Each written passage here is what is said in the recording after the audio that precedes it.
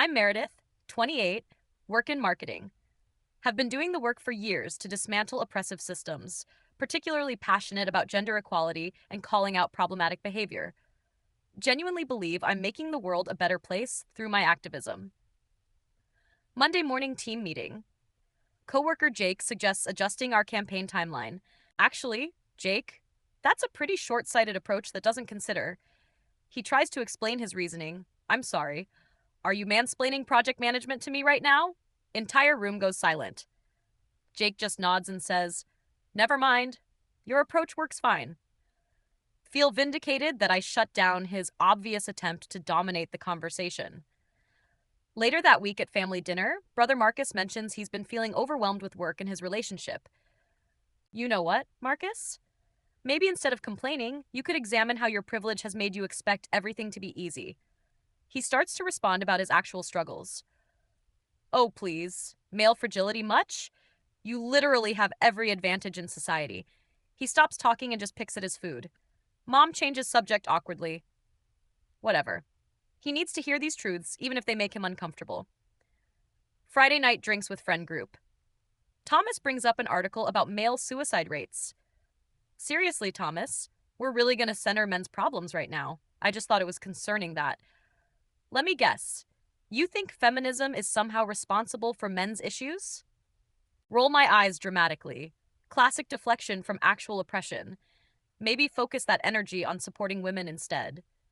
Thomas gets this weird look and orders another beer. Conversation dies completely. Good. Maybe now we can talk about something important. Work happy hour next week. David from accounting tries to share his perspective on the gender pay gap. Actually, Meredith, I've noticed in our department the women are consistently David, David, David. Stop right there. Make exaggerated hand gesture. Your lived experience as a man literally cannot speak to women's workplace discrimination. But I was just no buts. This is exactly how patriarchy perpetuates itself through men assuming their voices matter most in conversations about gender. Few people start checking their phones. David mumbles something about heading home early. Feel proud for educating him about his biases. Weekend coffee with my friend group of like-minded women. We spend 2 hours dissecting every problematic thing the men in our lives have said recently. It's exhausting having to constantly educate them. I say right like it's not our job to do their emotional labor, agrees Sarah. The audacity of thinking their opinions matter equally on issues that affect us, adds Rebecca. We all nod in agreement. It feels so validating to be around people who truly understand. Back at work Monday, notice Jake barely makes eye contact during meetings.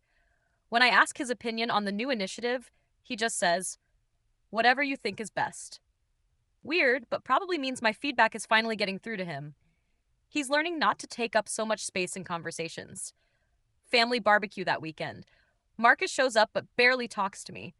When I try to engage him about his therapy, which I suggested, he gives one-word answers. How's the therapist working out? Fine. Are you discussing your internalized toxicity? Sure.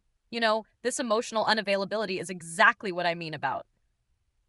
He just walks away mid-sentence. How rude but typical male behavior when confronted with growth opportunities. Notice Thomas hasn't been showing up to group hangouts. Ask Jessica where he's been. Oh, he said he was feeling pretty drained lately and wanted some space. Typical man. Can't handle being held accountable for his behavior. Probably for the best anyway. His energy was always kind of problematic. At work, David starts eating lunch alone instead of joining our usual group. When I sit down at his table to continue our conversation from last week, hey, David, I wanted to follow up on what we discussed about workplace dynamics. He literally gets up and says he has calls to make, walks away with half his sandwich uneaten. Seriously, this is exactly the kind of defensive behavior that proves my point. Marcus starts only communicating through texts with me. Even at family events, he'll be talking and laughing with everyone else. Moment I join the conversation, he suddenly has to help mom in the kitchen or check something outside. Bring this up to him directly. Marcus, I've noticed you seem to shut down whenever I try to have meaningful conversations with you. I don't shut down. This is exactly what I mean. You're being emotionally unavailable right now. He just shrugs and says he's tired. Classic deflection. Friend group dynamics getting weird too. Went out last Friday and Thomas actually showed up. The moment I walked in, he was laughing and animated with everyone. Soon as he saw me, his whole demeanor changed, gave a polite hey, and spent the rest of the night talking to the other women only. When I tried to join their conversation about politics, he excused himself to the bathroom, came back and sat at the bar alone, scrolling his phone, eventually left without saying goodbye to anyone. Whatever. Probably couldn't handle being around someone who challenges his worldview. Work situation getting more noticeable. Jake literally only speaks when directly asked questions, gives bare minimum responses, and never offers suggestions anymore. During brainstorming sessions, he just sits there silent.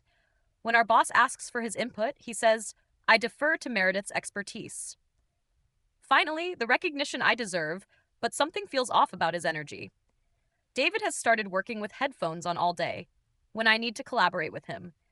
He's polite, but keeps everything strictly professional. No more casual conversations or shared complaints about management. Just yes, no, and I'll get that to you by end of day. It's like talking to a robot. Decide to address this pattern head on. Corner Jake after a meeting. Jake, I've noticed you've been pretty quiet lately. Is everything okay? Everything's fine. Just focusing on work. Are you sure? Because if my feedback has made you defensive, that's something we should talk about. No defense here. I appreciate your perspectives. But his tone is completely flat and he's already backing toward the door. We could grab coffee and discuss. Actually, I have a deadline. Thanks, though. He's gone before I can respond. Family dinner becomes increasingly awkward. Marcus arrives late, eats quickly, helps with dishes, then leaves early. Barely makes eye contact with me the entire time. When Mom asks about his dating life, he gives vague answers. I jump in with helpful advice about examining his dating patterns through an anti-oppression lens. He actually winces and says he needs to get going. Hugs everyone else goodbye. Gives me a stiff wave. Mom looks confused and asks if we had a fight. Explain that he's probably just processing some uncomfortable truths about his privilege. Friend group hangouts becoming strange. Thomas stopped coming entirely. When I ask about him, everyone gets vague. Oh, he's just busy with work stuff. Yeah, he mentioned wanting to focus on some personal projects, but I see him posting pictures, hanging out with other people. Clearly, he's avoiding me specifically. Probably can't handle being around someone who doesn't coddle his ego. Even potential romantic connections getting weird. Been talking to this guy, Alex, from my yoga class for weeks. Conversations were flowing well. He seemed genuinely interested. We planned a coffee date to discuss our shared interest in social justice. Spent the date explaining how his interest in men's rights issues was problematic. I get that you think it's about equality, but you have to understand how that rhetoric is used to silence women. He nodded politely, but seemed to withdraw. When I suggested reading materials about internalized misogyny, he checked his phone, said he had to leave early for a family thing, texted later that he wasn't ready for dating after all. His loss clearly wasn't ready for someone who would challenge his growth. Pattern becoming undeniable now. Every man in my life has become either completely silent around me or disappeared entirely. Even casual male acquaintances avoid extended conversations. When I speak up in mixed gender groups, the men go quiet and start looking at their phones. Obviously, this is their fragility showing. But it's getting isolating. Finally, decide to ask my friend Mike for honest feedback. Mike's been in my life for 8 years, known for being straightforward. Figure he'll give me real talk about what's happening. Meet him for lunch. Haven't seen him in months. Mike, I need your honest perspective on something. Okay, shoot.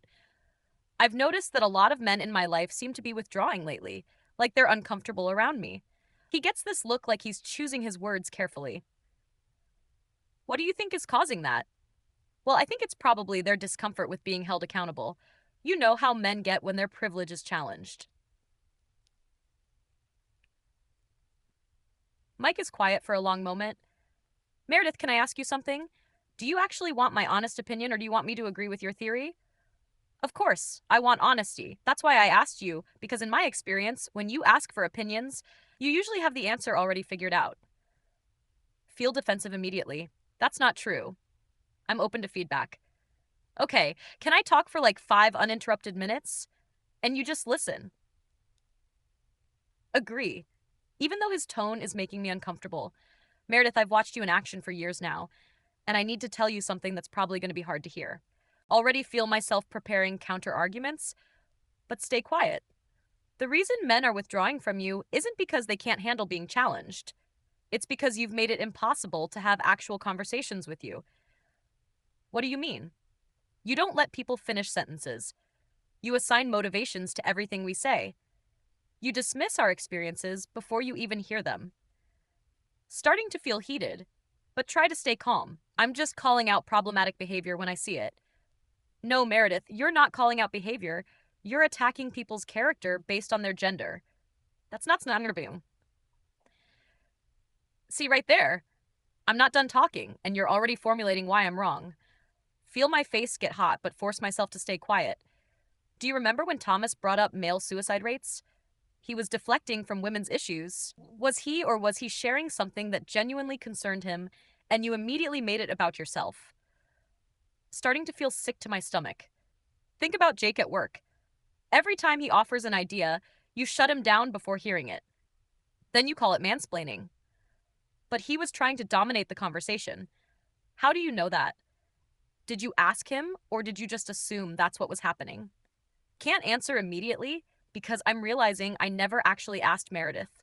When was the last time you had a conversation with a man where you didn't correct, educate, or challenge him? Think about it and genuinely cannot remember. That's not. I'm trying to create awareness. No, you're trying to be right, and you're making everyone around you feel like garbage in the process. Feel tears starting and try to defend myself. So, I'm supposed to just let misogyny slide. Where's the misogyny? Meredith. Jake suggesting a timeline change. Thomas caring about suicide rates. Marcus sharing that he's struggling. Those are examples of male privilege, and they're examples of human beings trying to communicate with you, and you turning everything into a gender war.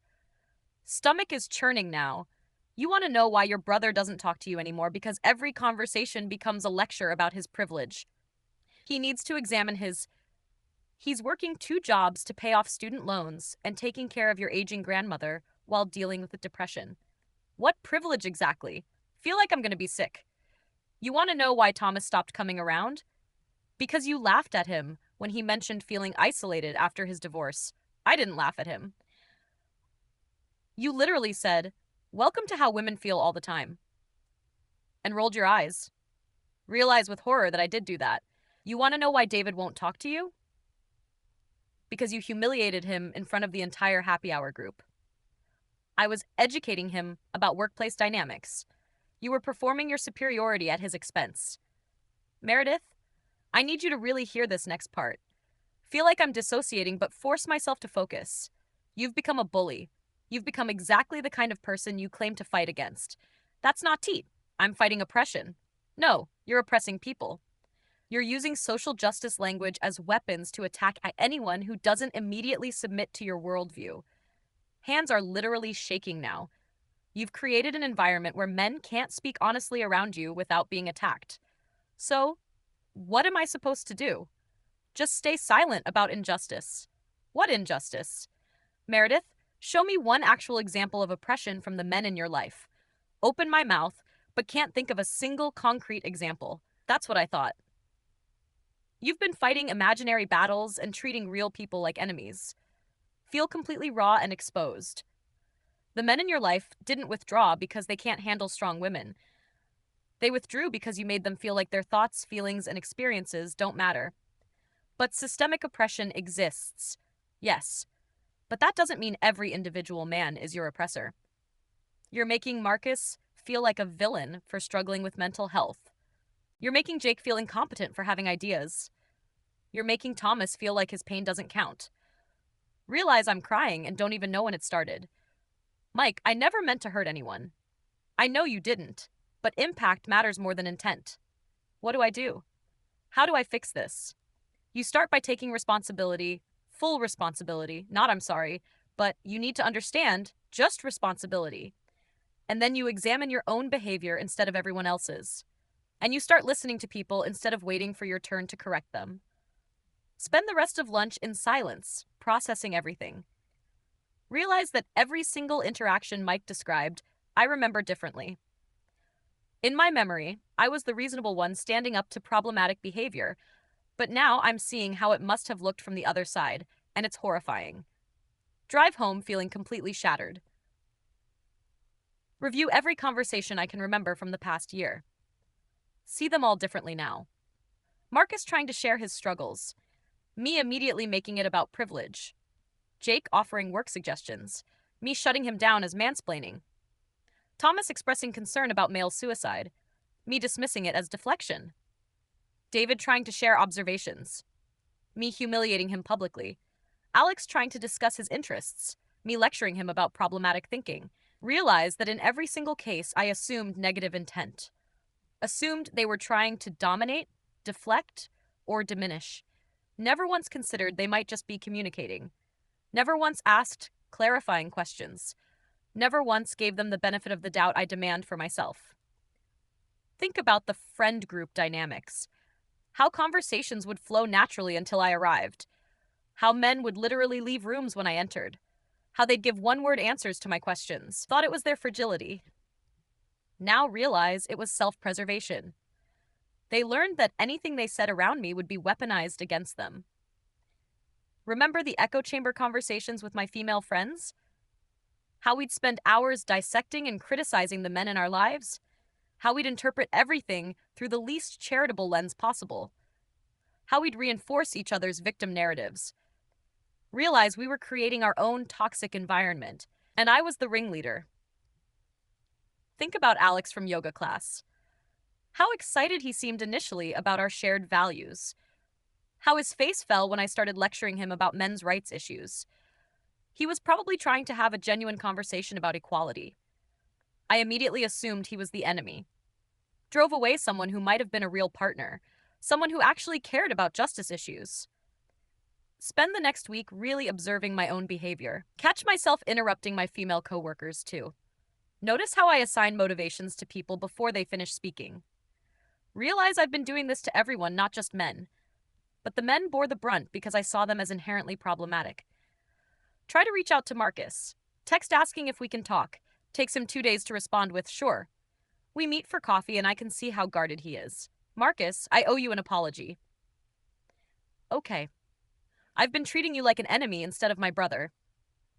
See his shoulders relaxed slightly. I made assumptions about your experiences and never actually listened to you.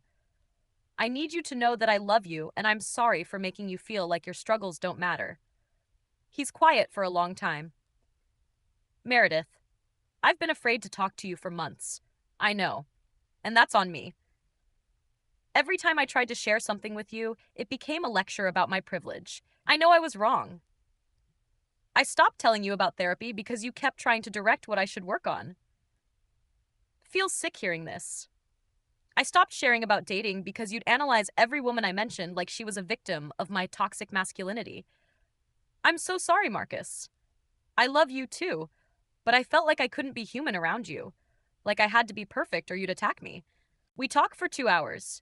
He tells me about his actual experiences. The depression, the financial stress, the loneliness.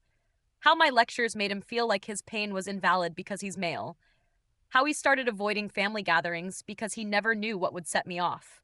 How he wanted to support my activism, but felt like I saw him as the problem to be solved.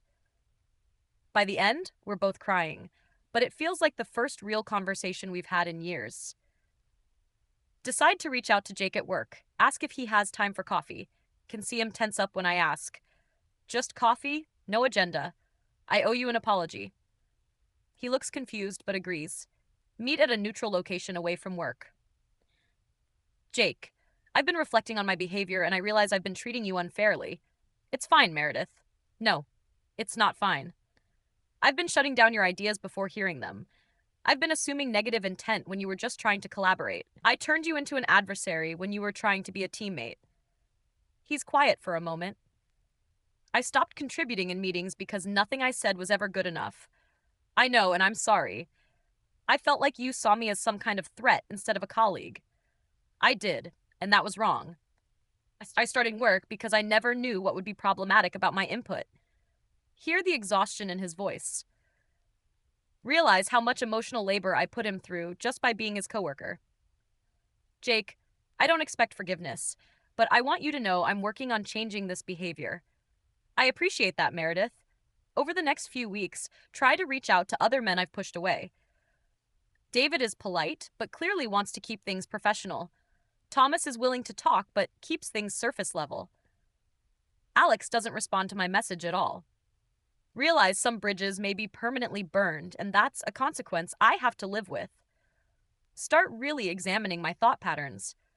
Notice how I automatically look for problems in everything men say. Catch myself preparing counter arguments before people finish talking. Realize I've been treating conversations like debates to be won instead of exchanges to learn from. Start practicing just listening without formulating responses. In meetings, force myself to ask clarifying questions instead of making assumptions. Jake, can you tell me more about your thinking on that timeline instead of that's short-sighted? David, what data are you looking at for those observations instead of your perspective as a man and can't speak to women's experiences? Notice how much more productive our collaborations become when I'm not constantly on the attack. Realize the most painful truth. I became the very thing I claimed to fight. I became someone who silenced, dismissed, and dehumanized people based on their identity. I created hostile environments where people couldn't speak freely. I used power, social, verbal, ideological, to bully and intimidate. I refused to see the humanity in people I disagreed with. I turned into an oppressor while calling myself an activist. Understand now why men choose silence. It's not weakness or privilege. It's self-preservation against constant hostility. Why engage when anything you say will be twisted into evidence of your moral failings? Why share when vulnerability will be weaponized against you? Why participate when your perspective is invalid by default? The silence isn't malicious. It's protective. Start seeing how many good men I've driven away. Marcus, who would have been my biggest supporter. Jake, who could have been a genuine collaborator. Thomas, who was trying to be a caring friend. David, who was attempting an honest dialogue. Alex, who shared my values but had different experiences. They weren't the enemy. They were potential allies. I turned into threats through my behavior. Realize the broader implications. How many men have women like me driven into actual resentment? How many potential feminist allies have been pushed away by hostile activism? How much legitimate progress has been undermined by people like me who turn every interaction into warfare? Finally, understand that feminism should lift everyone up, not tear half the population down. That equality means seeing everyone's humanity, not dismissing people based on their demographics. That real progress requires coalition building, not ideological purity tests and constant conflict. 6 months later, relationships are slowly improving. Marcus and I have regular coffee dates now. He started sharing more about his life again. Jake and I actually collaborated on a successful project. David will occasionally join group lunches again. Thomas came to one friend gathering, though he's still cautious. If this confession kept you hooked, make sure to subscribe, like, and share. We share powerful true stories every day that explore the complex realities of life.